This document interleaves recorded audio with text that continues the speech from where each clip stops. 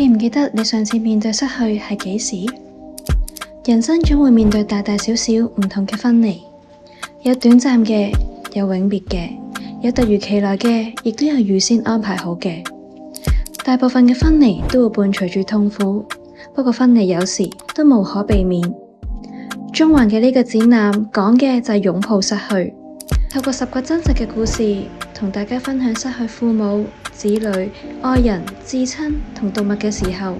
唔需要急住去修補自己，亦都唔需要馬上去尋找答案，因為本身悲傷就需要被看見，被溫柔咁接住，而唔係被壓抑。允許自己去承載呢啲重量，先係療癒嘅第一步。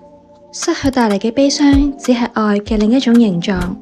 好多時候我哋都未必做到真正嘅忘記，不過留低落嚟嘅記憶，最終都會轉化為另一種力量，陪我哋繼續行落去。